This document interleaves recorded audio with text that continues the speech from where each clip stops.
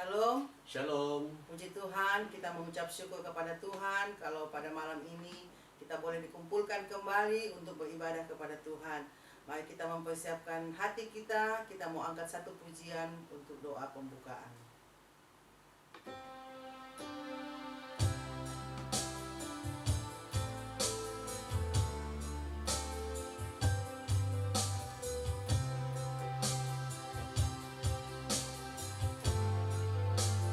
Abba Bapa,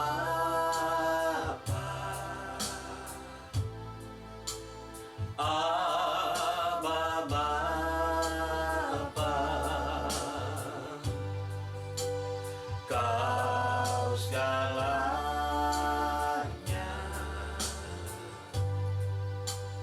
bagiku.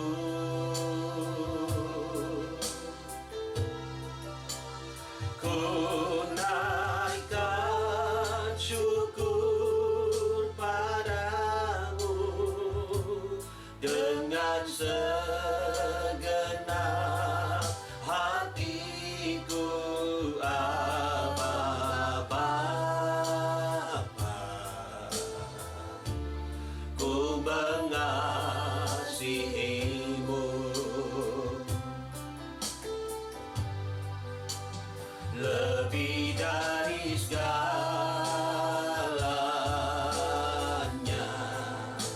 Ku ingin Kau Tuhan,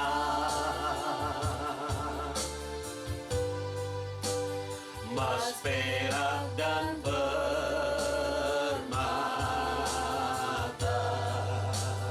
tiada artinya.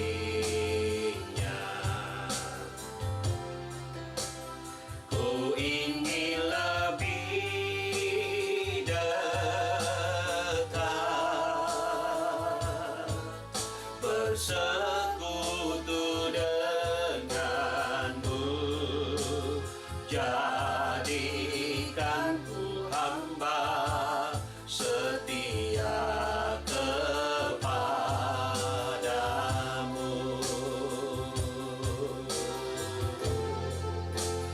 Jadikan ku hamba setia kepadamu.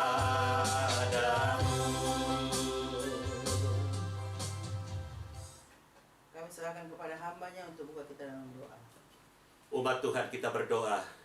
Stambi ilaihi kunsmei ketenai. Kembali kami dipertemukan Tuhan dalam hadirat-Mu melalui channel YouTube ini untuk beribadah, belajar kebenaran firman-Mu, mempelajari kitab Wahyu. Terima kasih untuk penghentaran Tuhan sampai saat ini. Terima kasih buat napas hidup, kesehatan, kekuatan, dan waktu yang Tuhan beri. Kami rindu masuk dalam hadirat-Mu. Sebelum itu kuduskan basuh kami, ampuni dosa, kekurangan, kelemahan, layakkan kami berada dalam hadirat-Mu, agar semua kami, baik para pelayan-Mu, seberapa umat-Mu yang mengikuti ibadah ini, dengan pengudusan dan kelayakan yang dikerjakan oleh firman kuasa Roh Kudus-Mu, kuasa darah-Mu, kami boleh masuk ke dalam hadirat-Mu, berbakti, memuliakan, membesarkan nama-Mu, dan memberikan pelayanan yang berkenan kepadamu. Jaga dan pagari kami, seluruh sarana prasarana pendukung sampai kepada jaringan perangkat alat-alat dikuduskan dan diberkati oleh Tuhan. Kalau ada pekerjaan iblis, kuasa gelap, roh jahat yang coba menyusup, mengacau, mengganggu, mengintimidasi, menggagalkan jalannya ibadah dan pelayanan, dalam nama Tuhan Yesus Kristus kami usir dan tolak dia keluar pergi. Darah Tuhan Yesus berkuasa. Terima kasih Tuhan, terpujilah nama-Mu. Akhirnya kami memasuk dalam hadirat-Mu, berbakti, memuliakan, membesarkan nama-Mu, belajar kebenaran firman-Mu. Hamba-Mu tabiskan ibadah pendalaman Alkitab malam ini di dalam nama Bapa, Anak laki-laki, dan Roh Kudus, yaitu Tuhan Yesus Kristus. Haleluya. Semua yang percaya cinta Tuhan berkata amin. Puji Tuhan, kita akan memuji-muji nama Tuhan. Kita angkat satu pujian.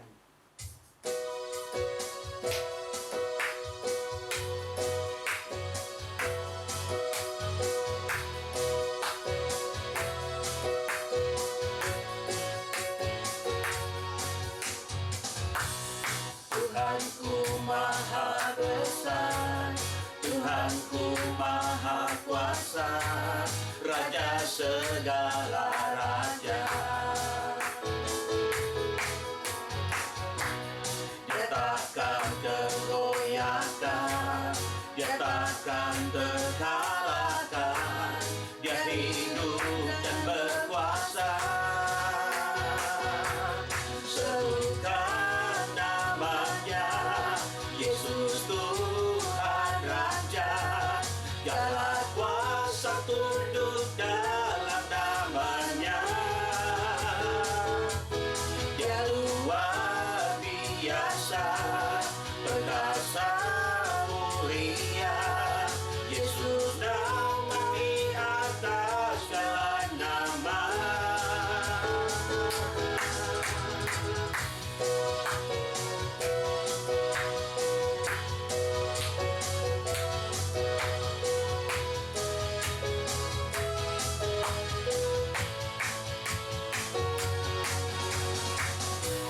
Tuhanku maha besar, Tuhanku maha kuasa, Raja segala raja. Dia takkan tergoyahkan, Dia takkan terkalahkan, Dia hidup dan berkuasa. Serukan namanya, Yesus Tuhan Raja. Segala kuasa tunduk dalam namanya. Dia luar biasa, perkasa mulia. Yesus nampak di atas segala nama. Yesus nampak di atas segala nama. Yesus nampak di atas segala nama.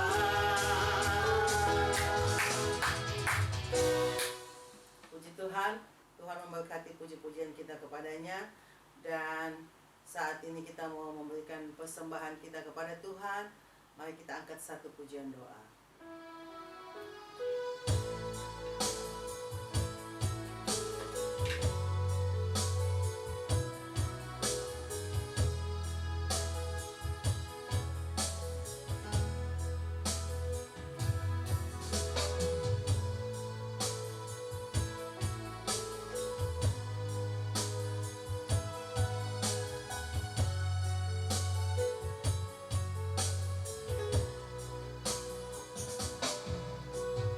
Ku tak dapat lupakan kebaikan yang ku terima, pengorbananmu yang mulia, jadikan ku berharga. Kau tulus menerima aku apa adanya. Kekuatan kasih-Mu nyata, memulihkan hidupku. Kau bukan Tuhan yang melihat rupa, Kau bukan Tuhan yang memandang harta.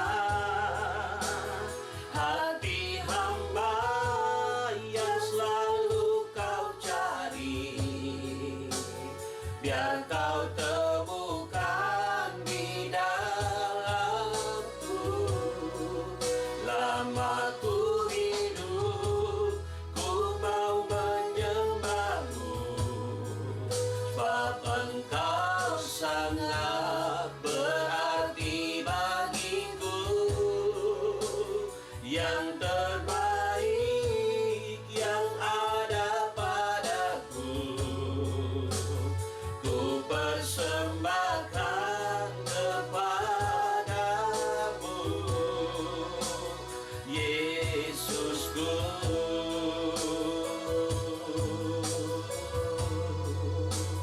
Yesusku.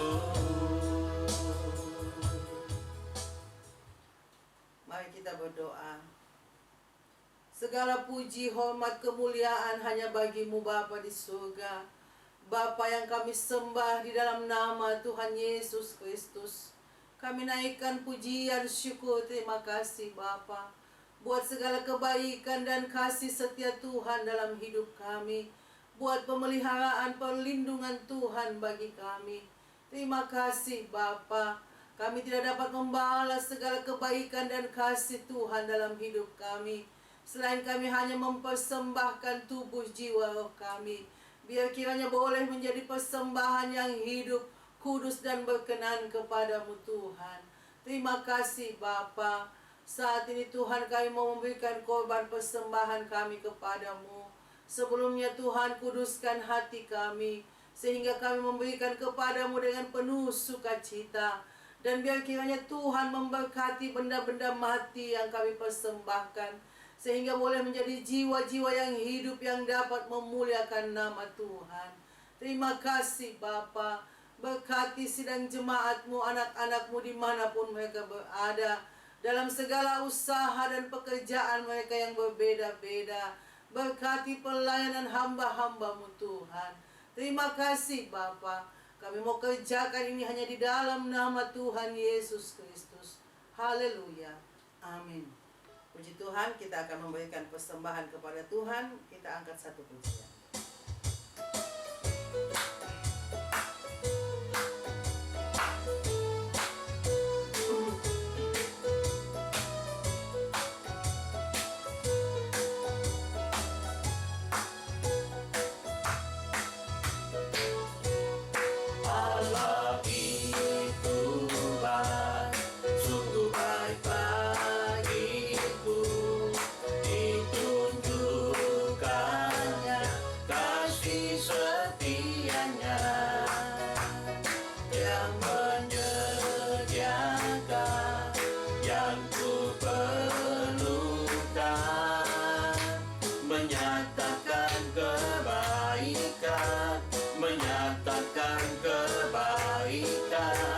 Menyatakan kebaikannya padaku, kasih setianya tak pernah berubah, dulu sekarang dan selamanya. Ajaiblah kuasa dalam namanya, Yesus luar biasa. Yesus luar biasa. Puji Tuhan, Tuhan memberkati persembahan kita kepada Tuhan. Dan saat ini kita mau menyiapkan hati kita untuk menyambut kebenaran firman Tuhan. Kita angkat satu pujian.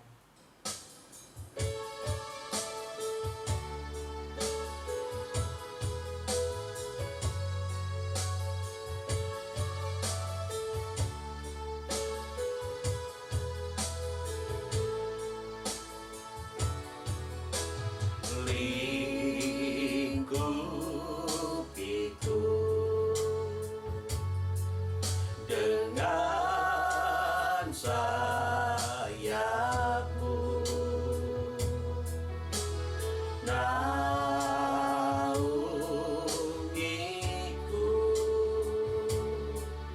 dalam kuasa-Mu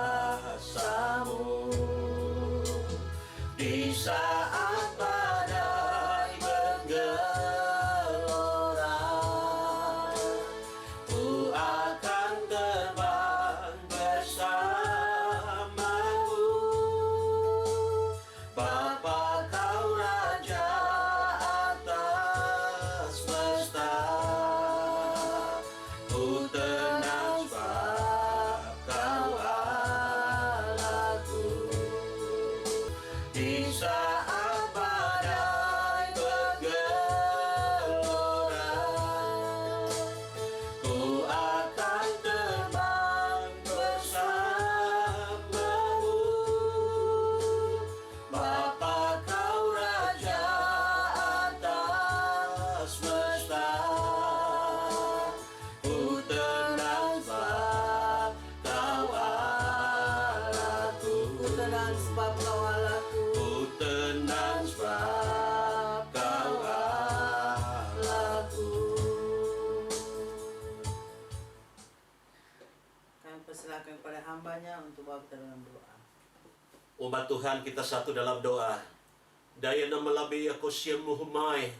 Kami bersyukur kembali kami ada dalam hadirat Tuhan. kami telah memuji-muji Tuhan, kami telah memberikan persembahan kami sebagai tanda syukur, tanda ibadah. Terimalah menyenangkan hati Tuhan, urapan-Mu balik memberkati kepada para pelayan-Mu. Saat ini kami rindu belajar isi hati-Mu, belajar kitab Wahyu. Urapi dan berkati hamba-Mu, berkati kami semua, biar kami dibekali, kami diberikan petunjuk, kami bertumbuh dalam kebenaran-Mu, kami dewasa dan akhirnya disempurnakan di dalam roh, jiwa dan tubuh. Pekerjaan iblis, kuasa roh jahat yang coba mengganggu, menghalangi kami, bersekutu dengan kebenaran-Mu, menghalangi pengertian kami dari firman-Mu. Dalam nama Tuhan Yesus, kami tolak dan usir dia keluar pergi. Darah Tuhan Yesus berkuasa. Sendiheto bilikun mai. Terima kasih Tuhan. Seperti Maria kami duduk di kaki-Mu, berfirmanlah, sampaikan isi hati-Mu. Dalam berkat nama Tuhan Yesus Kristus kami siap bersekutu dengan kebenaran-Mu. Haleluya. Amin.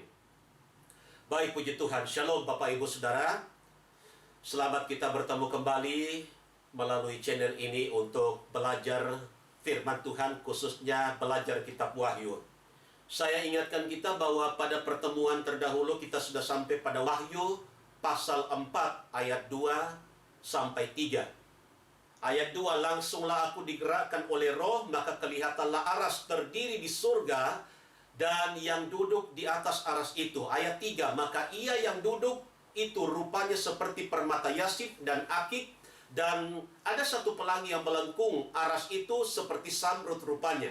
Saya jelaskan secara cepat untuk mendapatkan kesimpulan ayat 2, ayat 3. Permata yasip itu adalah warna putih membayangkan kesempurnaan, kemuliaan Allah. Kemudian juga ada merupakan perhiasan dada dari imam besar, mewakili suku Ruben, dan itu artinya lihatlah seorang anak laki-laki. Jadi ketika diperlihatkan bahwa arasnya Allah Bapa itu seperti permata yasip, itu artinya menunjukkan kepada Tuhan sendiri, aku sendiri, aku adalah anak tunggal Bapa. Kemudian permata akik, ya permata akik ini merupakan perhiasan dada dari imam besar, warnanya merah. Akik adalah mewakili suku Benyamin, yang berarti anak laki-laki tangan kanan Allah, dan itu artinya aku duduk di sebelah tangan kanan Bapakku. Warna merah itu warna ketebusan, dan ini mengingatkan kita bagaimana pengorbanan Yesus yang sudah menderita untuk menyelamatkan kehidupan kita. Lalu pelangi yang melengkung di aras itu berbicara tentang janji Tuhan, ikatan perjanjian Tuhan. Pelangi berarti Allah menahan murkanya dan sampai segala sesuatu sudah genap. Jadi ini berbicara tentang kesempatan yang Tuhan masih beri. Lalu yang terakhir yang lalu kita belajar samrud, permata yang mewakili suku Yehuda. Samrud, permata yang mewakili suku Yehuda. Salah satu permata yang ada pada perhiasan dada imam besar yang artinya terpuji. Jadi maknanya adalah kepujian pelangi yang nampak seperti samrud, menggambarkan kesempurnaan dan kesucian serta kesetiaanku, kata Tuhan Yesus. Sekarang kita lanjutkan materi kita dalam Wahyu pasal 4 ayat yang keempat. Saya baca dalam terjemahan Bode. Demikian bunyi firman Tuhan. Dan keliling aras itu ada 24 tahta, dan di atas segala tahta itu ada 24 ketua-ketua yang berpakaian putih, dan di atas kepalanya bermahkota emas. Penjelasannya seperti ini Bapak Ibu Saudara. Aras ini menunjukkan kepada pemerintahanku, kata Tuhan. Tahta adalah menunjukkan tempat bersemayam raja. Mahkota emas itu menunjukkan kepada mahkota raja. Pakaian putih itu menunjukkan kepada pakaian kesucian dan kebenaran Allah. Yang dimaksud dengan 24 tahta dan 24 ketua-ketua yang duduk di atasnya adalah berbicara 12 rasul hujan awal ditambah 12 rasul hujan akhir. Nanti Bapak Ibu Saudara selesai ibadah ini ambil waktu khusus baca Wahyu pasal 12 ayat 1. Memang di situ digambarkan tentang penyempurnaan gereja Tuhan, dan ada beberapa penggambaran tentang suasana kemuliaan Tuhan. Malah dalam beberapa pasal dalam kitab Wahyu dan ayat-ayat memberikan penjelasan. Dan itu sudah divisualisasikan dalam bentuk gambar-gambar yang ada di internet. Bagaimana digambarkan tahta Allah Bapa yang seperti cahaya di tengah, kemudian ada di situ 7 kaki dia di tengah-tengah, kemudian ada anak domba Allah yang telah tersembelih. Lalu di sekitar tahta itu ada 24 kursi. Ada 24 tahta, kursi, dan yang duduk di situ ada 24 ketua-ketua. Penjelasannya 12 rasul hujan awal ditambah 12 rasul hujan akhir. Saya sampaikan bahwa 12 rasul hujan awal ya, itu sudah meninggal semua. Makanya kemarin dalam pertemuan saya katakan kalau diperlihatkan ini penglihatan profetik. Artinya belum terjadi, tetapi Tuhan sudah perlihatkan bagian mereka. Ya, pada waktu kebangkitan pertama setelah zaman antikris, di situ orang-orang yang meninggal di dalam Tuhan terhitung dari martir pertama, Habel. Kemudian orang-orang yang meninggal yang mempertahankan kebenaran sampai pada masa kegerakan besar. Saudara tahu bahwa mereka-mereka itu kalau masuk dalam kelompok mati di dalam Tuhan, maka mereka akan bangkit pada kebangkitan pertama. Termasuk 12 rasul hujan awal.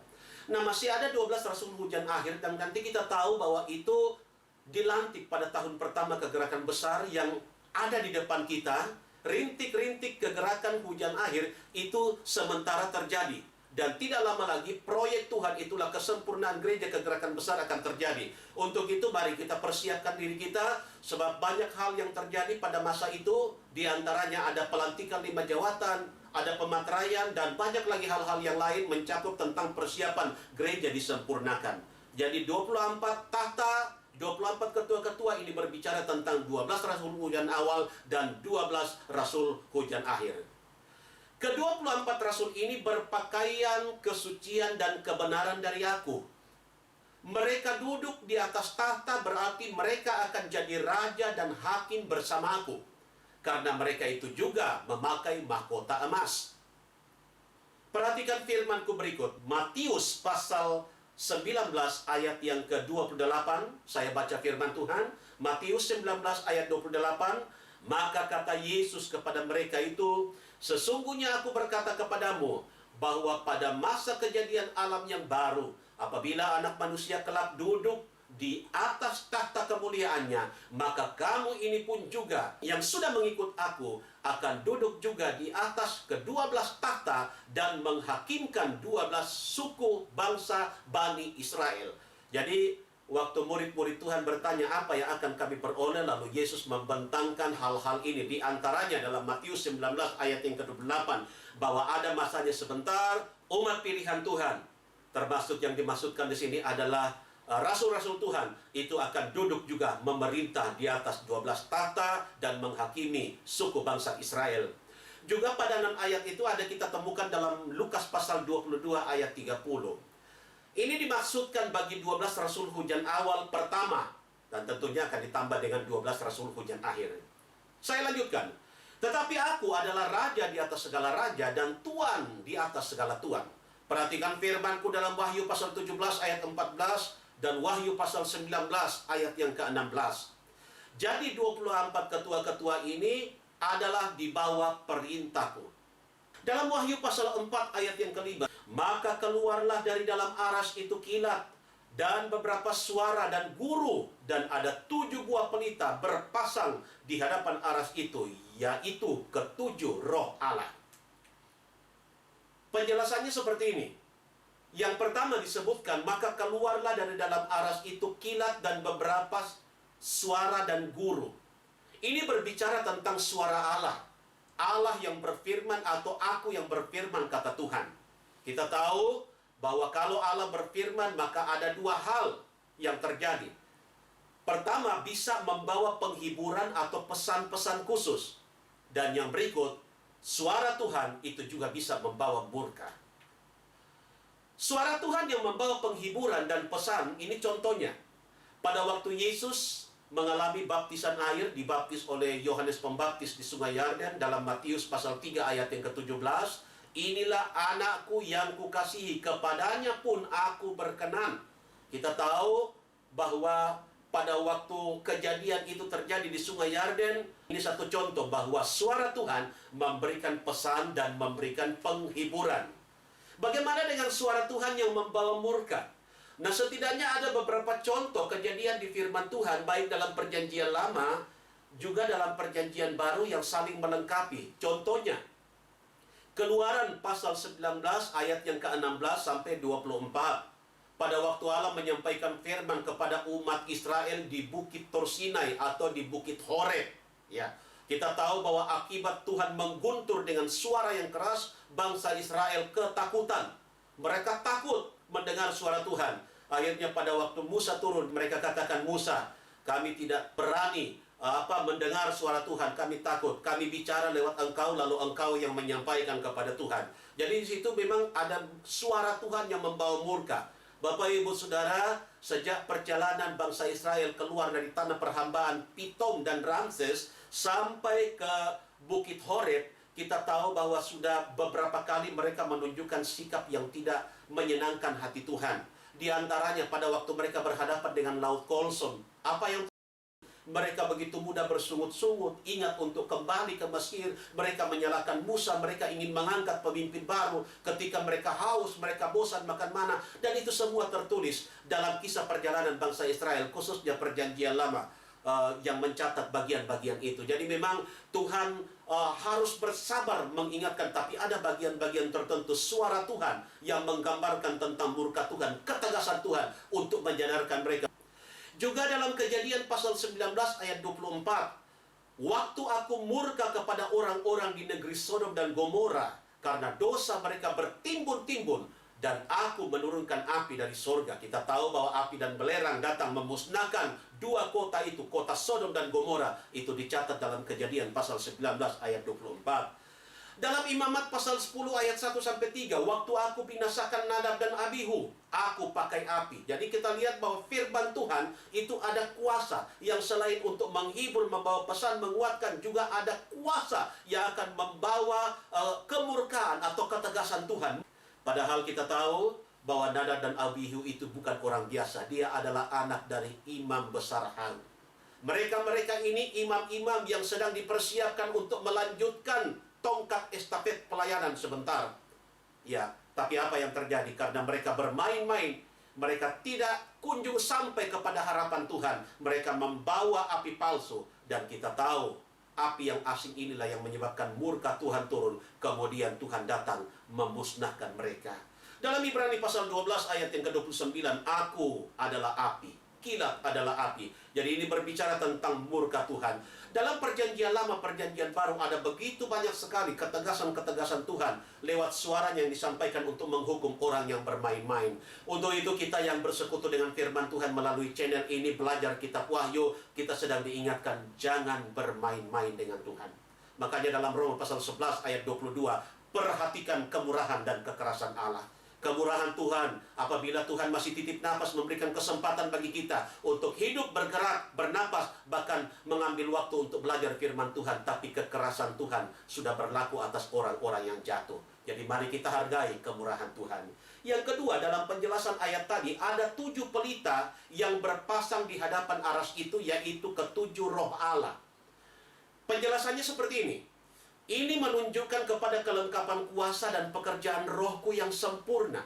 Angka 7 dalam pengungkapan rahasia kebenaran firman Tuhan itu berbicara tentang angka sempurna. Dalam Yesaya 11 ayat 2, Yesaya 4 ayat 4, di situ disebutkan ada 7 pekerjaan roh. Bukan berarti ada 7 rohnya Tuhan, tetapi satu roh Tuhan yang punya 7 tujuan. Ya, 7 manfaat. Yang pertama disebutkan di situ roh hikmat dan akal. Ada juga disebutkan roh bicara, roh kuat. Ada roh pengetahuan, ada roh takut akan Tuhan, ada roh hukuman, dan roh penunduan atau roh membakar. Jadi, kalau kita lihat bagaimana manfaat-manfaat roh Tuhan ini, roh hikmat, roh akal. Kita membutuhkan hikmat, akal, budi, pengetahuan dari Tuhan, dan itu datangnya dari Tuhan.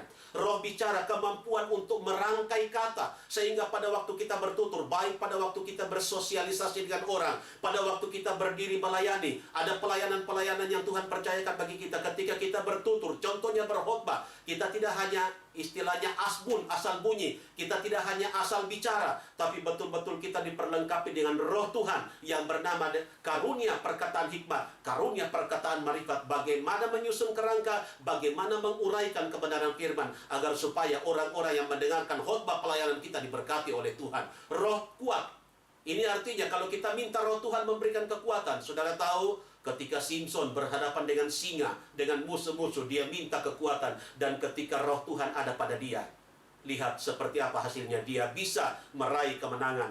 Saudara tahu Yeftah pun dalam Hakim-Hakim pasal 11 Dia membawa masalahnya ketika semua sudah tuntas. Dan ketika dia menghadapi musuh pada waktu itu, roh Tuhan hinggap bagi dia, sehingga dia menimbulkan kekalahan besar bagi pihak musuh. Kita membutuhkan roh itu. Roh pengetahuan, kita diperlengkapi dengan segala macam pengetahuan. Roh takut akan Tuhan, roh hukuman, roh membakar. Saya percaya Tuhan perlengkapi kita dengan ketujuh roh ini. Itu sebuah paket lengkap yang akan melengkapi kita dalam pelayanan, dalam perjalanan pengiringan kita kepada Tuhan. Untuk itu, jangan abaikan. Ketujuh roh Allah ini punya manfaat yang luar biasa bagi kita. Saya lanjutkan. Ketujuh roh ini dapat ditemui dalam pelajaran Roh Kudus. Jadi memang ada pelajaran khusus ketika berbicara tentang pelajaran Roh Kudus. Ya, di situ ada banyak hal sampai kepada buah-buah roh, pelayanan-pelayanan yang berkecimpung dalam pekerjaan Roh Kudus dan manfaat-manfaatnya di situ ada banyak dijelaskan. Saya percaya kapan waktunya, ya mungkin lewat channel ini atau mungkin ada hamba-hamba Tuhan lain yang memang Tuhan gerakan, yang Tuhan utus untuk membahas tentang pekerjaan Roh Kudus, pelajaran Roh Kudus. Saya percaya kita akan semakin diperkaya dalam kebenarannya. Ketujuh pelita ini berpasang di hadapan arasku, karena itu aras. Keempat sat yang hidup dan ke-24 ketua-ketua dapat terlihat. Kalau pelita ini tidak terpasang, aras gelap, sehingga empat sat yang hidup tidak kelihatan. Juga ke-24 ketua-ketua maksudnya tidak terlihat. Jadi penjelasannya kurang lebih peranan pelita ini sangat penting. Saya ambil gambaran di tabernakel. Kita tahu bahwa berbicara tentang bait Allah, tabernakel padang pasir, itu ada 3 bahagian besar. Ada yang namanya halaman, ada ruangan kudus, dan ada ruangan maha kudus. Khusus tentang ruangan kudus dan ruangan maha kudus, di situ ada selimut yang menutupi. Ada 4 macam selimut. Kita tahu bahwa tempatnya di dalam gelap. Kalau di ruangan Maha Kudus, di situ ada tabut perjanjian. Di situ Tuhan bertahta di antara kedua kerub di atas tutup pendamaian, dan dialah cahaya yang sempurna. Tidak membutuhkan cahaya di ruangan Maha Kudus. Tetapi di ruangan kudus, kita umat Tuhan yang sudah diselamatkan, yang sudah lahir baru dari air dan roh, kita berkecimpung dalam 3 alat ini. Kita membutuhkan pelita yang bernyala. Betapa vitalnya peranan pelita. Sebab ruangan itu gelap. Makanya pelita, imam-imam atau imam besar kalau masuk melakukan pekerjaan imamat, tugas pertama dia menyalakan pelita. Dan ini berbicara tentang pelita Tuhan. Kalau pelita itu tidak menyala, maka suasana menjadi gelap. Jadi ketika kita belajar dalam kitab Wahyu ini khusus tentang manfaat pelita, kita sedang diingatkan. Sekaligus Tuhan bertanya bagi kehidupan kita, sudahkah kita memiliki pelita Tuhan? Sudahkah komunitas kita, persekutuan kita itu menyala pelita Tuhan? Kalau tidak, maka bahaya. Seperti yang sering dikhotbahkan hamba-hamba Tuhan. Kalau pelita tidak bernyala, maka seringkali terjadi tabrakan. Kenapa seringkali? Ada senggolan, masalah terjadi antara pendeta dengan majelis, majelis dengan jemaat, antara majelis dengan majelis, bahkan antara komunitas tubuh Kristus. Kenapa? Karena ruangan gelap. Kalau ruangan gelap tidak bisa melihat satu dengan yang lain, berjalan meraba-raba, tabrakan. Bahkan dalam beberapa bagian kebenaran firman Tuhan dalam buku Pengungkapan, iblis paling senang kepada kegelapan. Biasanya di situ pintu-pintu dosa itu gampang sekali terbuka kalau suasana gelap. Nah, seperti itulah Tuhan menggambarkan kalau suasana gelap. Makanya kita bukan hanya belajar bahwa ada 7 pelita yang terpasang, yang menyala di hadapan aras, di antara tahta Allah Bapa, anak domba yang telah tersembelih, dan 24 ketua-ketua. Tetapi ini juga memberikan pelajaran berharga bagi kita bahwa pelita kita harus selalu menyala. Kalau pelita pendeta, majelis, jemaat, semua komunitas tubuh Kristus bernyala, maka tidak ada tempat bagi kegelapan untuk hadir di situ, kemudian iblis mengambil keuntungan. Saya lanjutkan materi ini. Keempat sat yang hidup adalah berbicara tentang 4 Injil. Jika tidak dilengkapi dengan kelengkapan kuasa dan pekerjaan Roh Kudus, akan menjadi Injil yang mati. Jadi memang benar 2 Korintus pasal 3 ayat 6 bagian B, di situ dikatakan bahwa huruf mematikan tetapi roh menghidupkan. Ada orang-orang yang bisa sekolah sampai tinggi-tinggi, meraih berapa macam pencapaian penghargaan dalam dunia disiplin ilmu yang dikejarnya. Tetapi ketika orang-orang tidak diperlengkapi dengan kuasa Roh Kudus, atau mungkin sudah penuh dengan Roh Kudus tapi tidak memberi ruang kepada 7 pelita Tuhan untuk berbicara, mengungkapkan isi hatinya Tuhan, saya percaya walaupun orang itu hebat dengan berbagai bahasa, dengan berbagai ilmu berkhotbah, pengalaman berkhotbah, jurus-jurus berkhotbah, tapi ketika tidak ada urapan kuasa Tuhan, maka firman yang pergi itu hanya dalam bentuk logos atau pengetahuan. Ini Tuhan menggambarkan seperti Injil yang mati. Ingat, ada seorang hamba Tuhan pernah katakan begini, kalau firman hanya sampai dalam bentuk logos, itu hanya singgah di kepala, tidak turun sampai ke dalam lubuk hati. Kalau dia tinggal di kepala, maka kata seorang hamba Tuhan, itu bisa muncul tanduk. Kalau sudah muncul tanduk, kadang biasa orang merasa lebih pintar dari pendeta, dari penganjur rohaninya, kadang biasa mulai tanduk pendeta, tanduk orang-orang yang lain. Kenapa? Karena tidak turun sampai ke dalam lubuk hati yang mengubah kehidupan kita. Ya, hati adalah sentral kehidupan ini. Kalau hati tidak tersentuh, hati tidak terjamah oleh kuasa Tuhan, hanya singgah di kepala dalam bentuk pengetahuan, maka ini berbahaya. Ada hamba Tuhan yang pernah Tuhan pakai, saya tidak usah sebutkan, ya, yang menafsirkan bahwa 4 zat yang hidup itu adalah Henokh, Musa, Elia, dan aku. Kedua hamba Tuhan ini menafsirkan bahwa Henokh, Musa, Elia, dan aku itu adalah gambaran 4 zat yang hidup. Kedua hambaku ini telah berbuat keliru karena telah mencampurkan firmanku yang benar dengan filsafat manusia. Padahal kita tahu bahwa keempat zat yang hidup itu berbicara tentang 4 Injil sepenuh. Itu berbicara tentang satu tokoh sentral, itulah Tuhan Yesus. Ya, 4 Injil, Matius, Markus, Lukas, dan Yohanes berbicara tentang satu tokoh, itulah Tuhan Yesus. Jadi ketika mereka mulai menyamaratakan Henokh, Musa, Elia, kemudian dengan Tuhan Yesus, ini satu perbuatan yang keliru. Karena mereka menyamaratakan antara Sang Pencipta dengan ciptaan. Apabila keempat Injil diterangi oleh 7 pelita ini, maka pekabaran Injil itu pasti menampakkan kuasaku, menampakkan keagunganku, menampakkan kesucianku, dan menampakkan kebenaranku, kata Tuhan. Ketika keempat Injil pemberitaan yang kita sampaikan itu di bawah terang 7 pelita kesempurnaan pekerjaan roh, saya percaya bahwa di situ kuasa Tuhan akan diagungkan. Keagungan Tuhan akan dinyatakan, kesucian, isi hati Tuhan, kebenarannya itu akan diungkapkan. Sehingga orang-orang yang berada dalam kegelapan mengetahui, oh ini yang dimaksudkan oleh Tuhanku. Ini yang dimaksudkan untuk membawa saya dari gelap masuk kepada terang yang ajaib. Bukan hanya berada pada sebuah komunitas yang baru, tapi akhirnya berproses menuju kepada kesempurnaan. Saya lanjutkan, sebab itu apabila kamu menginjil, bawalah pekabaran Injil sepenuh, dan kamu harus dipenuhi oleh Roh Kudus. Jadi kembali lagi, ini selalu diulang-ulang. Orang-orang yang percaya kepada Tuhan bukan saja tahu ada Roh Kudus, pernah melihat, pernah berada pada pekerjaan Roh Kudus, berkecimpung dalam pekerjaan Roh Kudus, tapi yang tidak kalah pentingnya harus dipenuhkan dengan kuasa Roh Kudus. Bukti otentik yang tidak terbantahkan, Kisah pasal 2, itu bukti pertama dicatat dalam Perjanjian Baru. Tanda orang dipenuhkan dengan kuasa Roh Kudus, dia berbahasa lidah. Bahasa yang tidak dipahami, tetapi tidak menutup kemungkinan dimengerti oleh orang-orang yang lain. Tanpa Roh Kudus, kamu akan gagal. Gereja yang tidak membawa pekabaran berdasarkan 4 Injil sepenuh akan kehilangan kuasaku, kehilangan keagunganku, kehilangan kesucianku, dan kehilangan kebenaranku. Gereja demikian berbau busuk di hadapanku. Ini kata Tuhan. Karena kerajaan Allah bukan dibentuk atas dasar perkataan, tetapi atas dasar kuasa, kata 1 Korintus pasal 4 ayat yang ke-20. Serta firmanku yang hidup dan berkuasa, kata Ibrani pasal 4 ayat yang ke-12.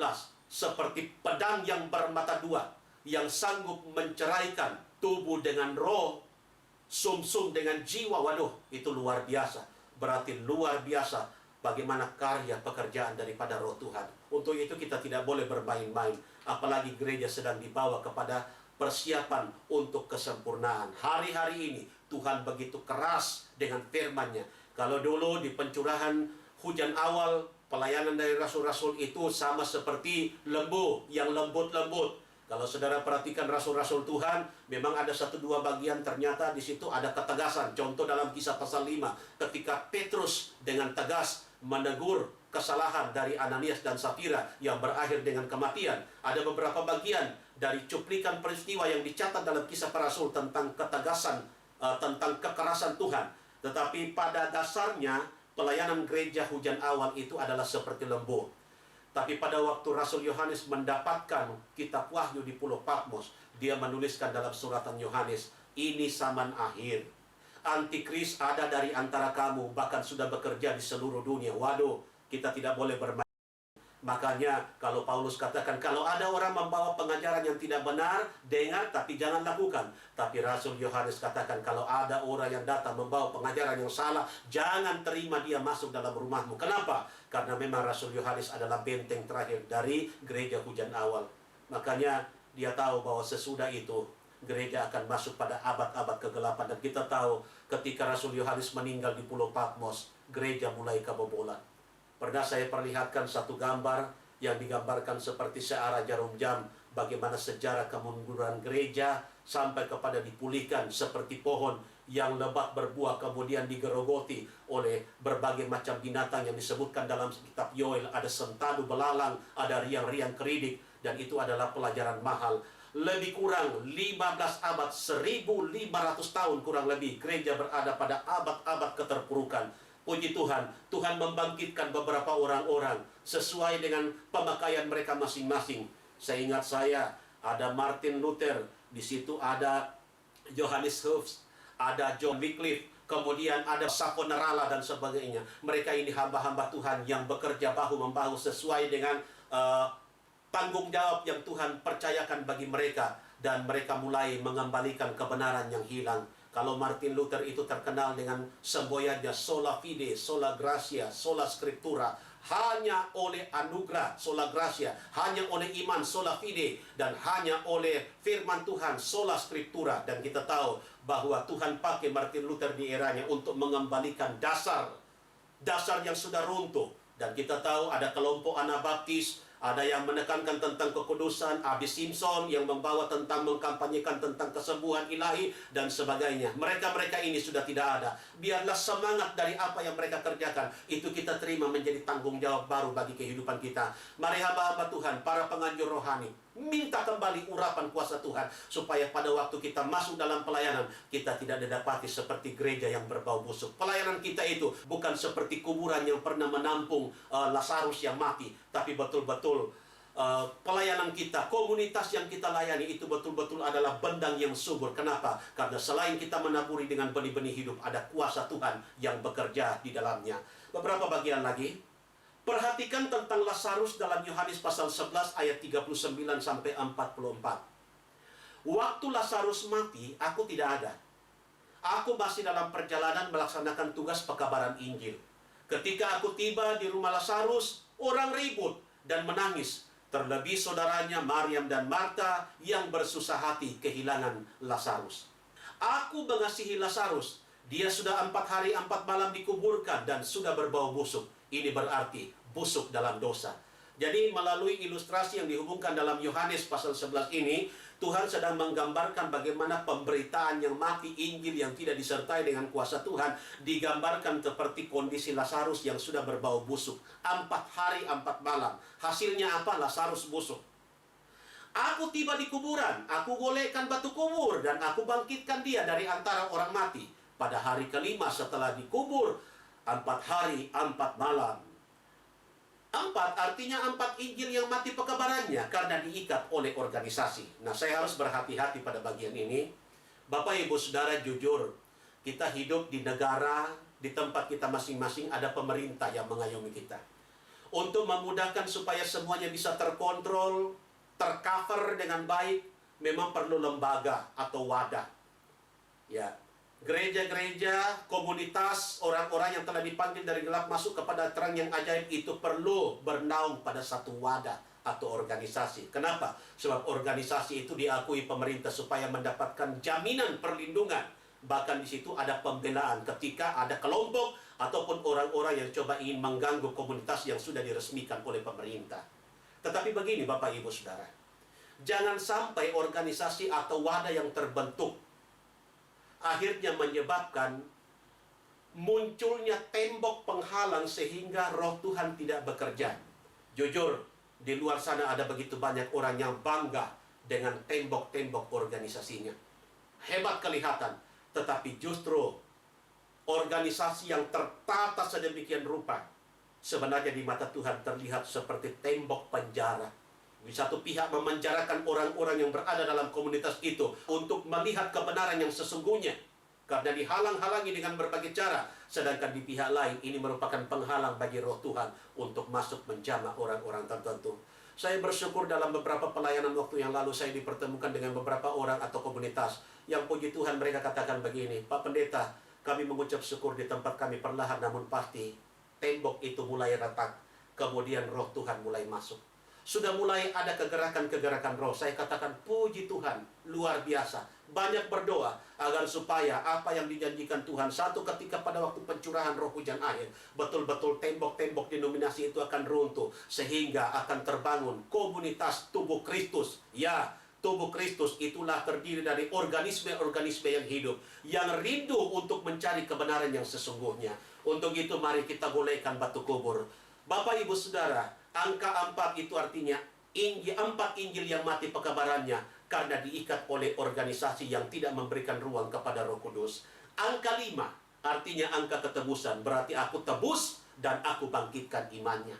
Aku bangkitkan Lazarus dengan firman-Ku yang hidup dan penuh kuasa. Ya, itu komunitas, persekutuan atau kelompok-kelompok apapun namanya. Buka dirimu terhadap pekerjaan Roh Kudus. Saya percaya pada waktu kita buka diri, maka Tuhan akan datang menyatakan isi hatinya. Tuhan akan menyempurnakan rencananya. Tuhan akan datang menyempurnakan rencananya atas kehidupan kita masing-masing. Beberapa bagian lagi. Ketika Lazarus keluar dari kubur, setelah aku bangkitkan, ia masih terikat atau dibalut. Aku menyuruh orang yang mengikatnya untuk membuka ikatannya. Ini berbicara tentang organisasi yang suka mengikat hamba-hambaku sehingga tidak bebas menginjil supaya melepaskan ikatan-ikatan organisasi. Jujur, memang hamba Tuhan itu tergantung dari sudut pandang mereka masing-masing. Kalau mereka melihat bahwa panggilan ilahi itu adalah merupakan visi dan misi utama dalam perjalanan hidup mereka, tentunya mereka akan keluar dari sistem yang mengikat mereka. Tapi sebaliknya, kalau mereka itu hanya hamba-hamba organisasi, hamba-hamba dari sebuah komunitas, saya percaya mereka tidak akan berani melangkah keluar. Kenapa? Mohon maaf, karena mungkin itu ada hubungannya dengan kesejahteraan dan masa depan mereka. Saya harus terbuka menyampaikan pada sesi kali ini, supaya kita paham, selalu diperhadapkan kepada pilihan. Kita hamba-hamba Tuhan, apakah kita akan menyenangkan Tuhan atau menyenangkan Tuhan kita di dunia? Apakah kita akan menyenangkan Tuhan yang mempunyai pekerjaan, atau kita menyenangkan kelompok-kelompok tertentu? Pilihan itu ada pada kehidupan kita. Setiap pilihan ada resikonya. Setiap pilihan kita akan bertanggungjawabkan di hadapan Tuhan. Seperti Lazarus terlepas dari ikatan, kemudian bersekutu dengan aku. Dalam Yohanes pasal 12 ayat 1-2. Bagaimana Lazarus duduk makan sehidangan dengan Tuhan Yesus semeja. Sudah dianggap sebagai sahabat. Saya percaya seperti itulah kerinduan Tuhan, agar supaya gerejanya, kehidupan kita semua bisa dibawa kepada sebuah kualitas persekutuan yang lebih lagi. Bukan saja bersekutu tanpa merasakan hadirat Tuhan, tapi betul-betul bersekutu. Tuhan hadir, Tuhan memperdengarkan isi hatinya, Tuhan menyatakan manifestasi kuasanya. Dan bukankah itu indah ketika kita katakan begini, berfirmanlah Tuhan oleh kuasa rohmu. Kita butuh lawatan yang lebih dari Tuhan, bukan hanya dari hamba Tuhan, tetapi ada pekerjaan roh yang bekerja sesudah itu. Ketika kita menyembah, ada suara nubuatan, ada penglihatan, ada mazmur, ada peneguhan-peneguhan Tuhan yang lain. Luar biasa. Kalau kita merasakan itu dalam sebuah persekutuan kita, maka kita akan diperkaya di dalam segala hal. Tuhan memberkati kita dengan firman-Nya, dan kesempatan lain kita sambung materi ini. Dan mari umat Tuhan, kita siapkan hati kita masuk dalam penyembahan kepada Tuhan. Kita berlutut, kita nyanyikan pujian Ku Kagum Hormat Akan Engkau. Dan sebentar pada waktu kita masuk dalam penyembahan, saudara yang rindu penuh dengan Roh Kudus, saudara bisa menyerah bersungguh-sungguh, sebutkan haleluya cepat-cepat, hancur hati di hadapan Tuhan. Saya percaya pada waktu saudara fokus, saudara terhubung dengan Roh Tuhan, maka Roh Tuhan akan membaptis saudara, walaupun tanpa penumpangan tangan hamba Tuhan. Sebaliknya, saudara yang sudah penuh dengan Roh Kudus, mari kita menyembah Tuhan dengan kusuk, dengan sungguh-sungguh. Sesudah kita menyanyi akal, kita menyanyi dalam lagu bahasa roh, pakai bahasa roh yang Tuhan sudah beri. Lalu sesudah itu kita masuk dalam penyembahan. Kita nyanyikan pujian ini.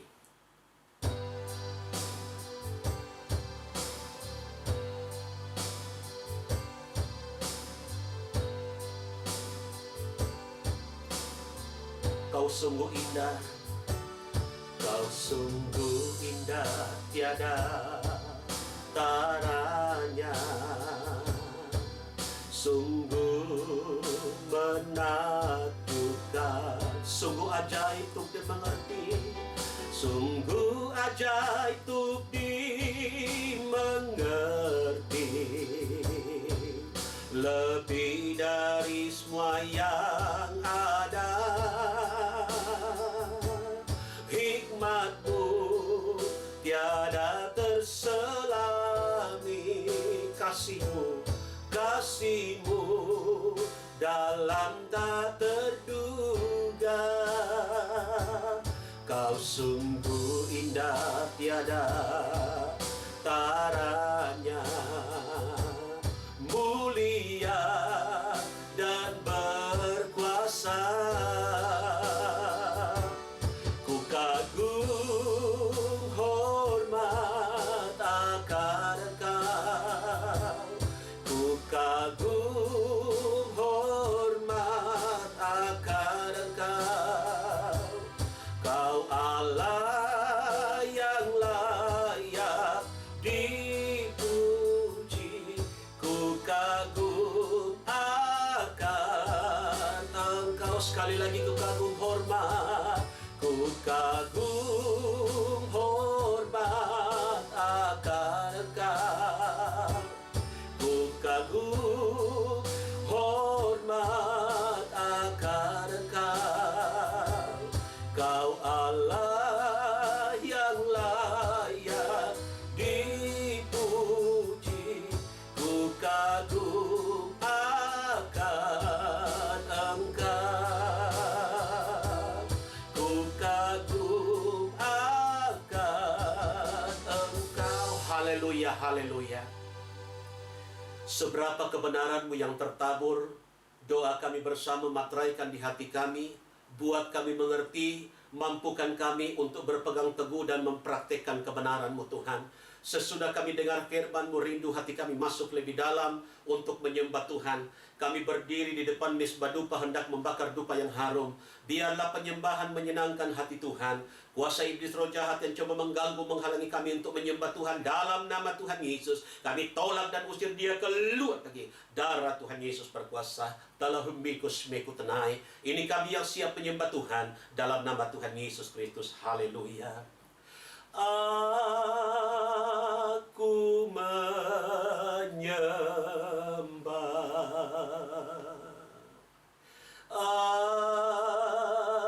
aku menyembah pada Yesus Juru Selamat. Aku menyembah. Ilah dahsyatlah Kau, ilah riabsatnan, kurdeshamai itnai lasam kodilai ramo. Mananalawa konsan sana meninlay umini sanalawalawa kontari betala mini ento na mayang kuman. Hurnini na malawalawa katana meni isyin na malawakan tanami gesirdo. Humene tumbile katohon may kunsani mile ingkundray siya manalawalawa tanay. Handro sanalawalawa tumbaho kansay. Haleluya, patanhan lindo binekondinay siya. Alihan to ni mi ungkan san helebine kun tanaham malebine kun sana bini alihan kun say. Urdi nili bini kutana buya hapla manoy ato masam sana hinlaban kun try. Glory, haleluya, manalawali alalawalawan ton hosan ka ni mini kulapaya kun say. Ring na nalawalawan na kus na madabini hinli kung madabana to naman kun ito naman. Hinto namay, kulihat rin dapat tong mahayo kung san sa nabiling minakundray mo. Hurdi, nalawalawalawat po na Hinang beliko tanah malawalawatan dan beliko tumiskan say. Belikon tanahin na pada minimaya kung sana panilalay. Glory, hallelujah. Glory, hallelujah. Hirawasam mana-mana-mana. Kita masih ada dalam hadirat Tuhan. Bapak Ibu Saudara, ambil waktu untuk berdoa secara pribadi kepada Tuhan. Ceritakan sebuah pergumulan harapan kerinduanmu. Syabunamai akan hadirimina. Tombira haulakan semua. Glory, hallelujah. Glory, hallelujah. Terima kasih Tuhan. Terima kasih Bapa. Terima kasih Yesus. Terpujilah namamu yang kudus. Terima kasih Tuhan Yesus Kristus. Penyembahan dan doa-doa pribadi selesai. Dan mari umat Tuhan kita siapkan hati kita masuk dalam doa syafaat. Kita angkat pujian ini dan di akhir pujian ini dalam kasih Kristus Ibu Margareta pimpin kita dalam doa syafaat.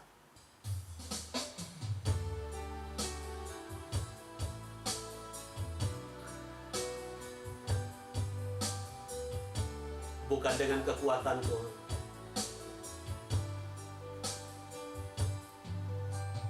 bukan dengan kekuatanku, ku dapat jalani hidupku tanpa Tuhan yang di sampingku. Ku tak mampu sendiri, Engkaulah kuatku yang menopangku. Ku pandang wajah-Mu dan berseru, pertolonganku datang dari-Mu. Peganglah tanganku, jangan lepaskan. Kaulah harapan dalam hidupku. Kaulah harapan dalam hidupku.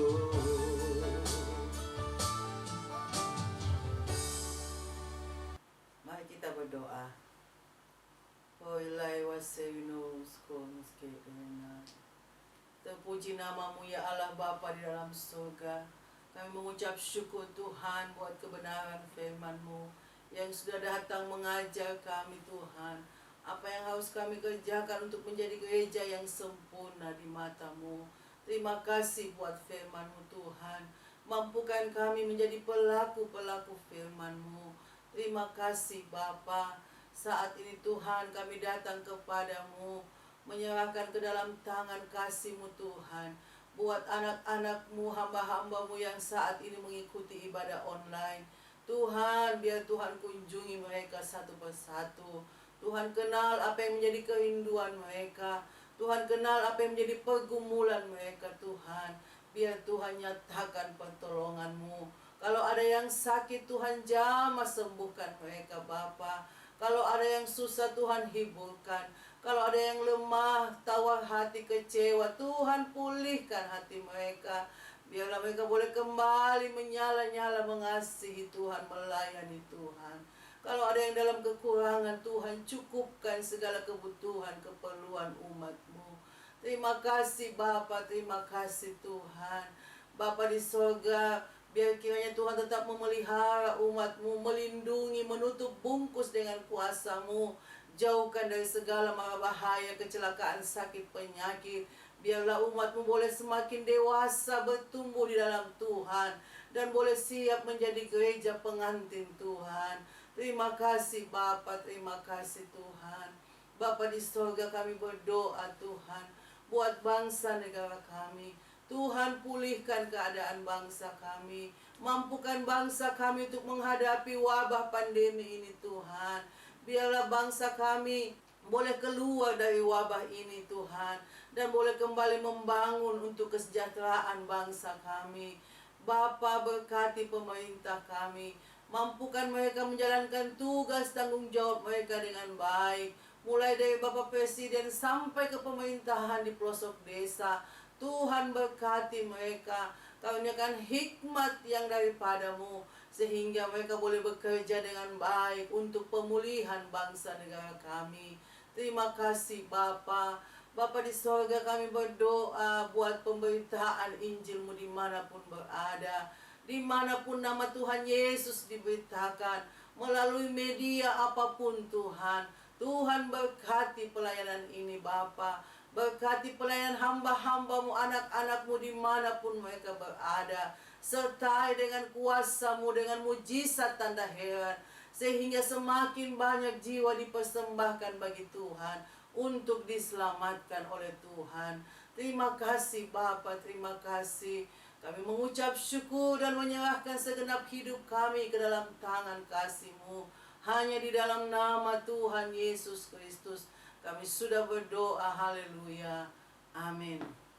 Dan mari umat Tuhan, kita akan tutup ibadah kita. Saya jemput kita berdiri semua, kita nyanyikan ref dari pujian tadi, Ku kagum hormat akan Engkau.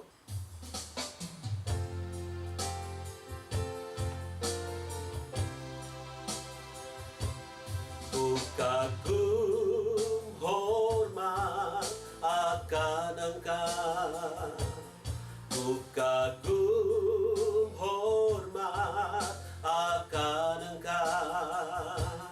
Kau Allah yang layak dipuji, ku kagum akan Engkau. Ku kagum hormat akan Engkau, ku kagum hormat akan Engkau.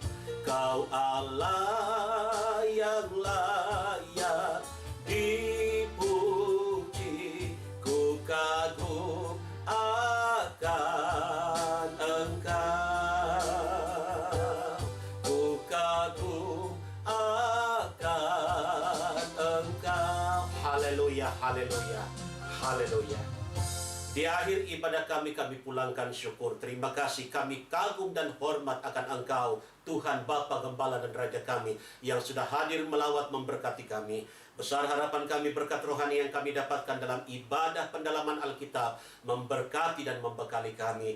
Terima kasih, setelah ibadah selesai kami akan kembali ke tempat kami masing-masing, ke tempat tugas pekerjaan kami. Kami percaya Tuhan lindungi dan jaga sampai kapan waktu kami bertemu dalam kasih-Mu. Kami boleh beribadah, berkumpul dan belajar kebenaran-Mu. Kuasai roh jahat, roh maut, kecelakaan, mara bahaya, roh sakit, penyakit, bahkan hal-hal yang mendatangkan rugi dan celaka, kami usir tolak dalam nama Tuhan Yesus. Kami perintahkan keluar pergi. Darah Tuhan Yesus berkuasa. Neston behila pukul senai. Terima kasih Tuhan, terpujilah nama-Mu. Umat Tuhan, angkat wajah-Mu, tadakan kedua tangan, arahkan hati kepada Tuhan Yesus, pemberi berkat. Dengan iman kita terima berkat Tuhan.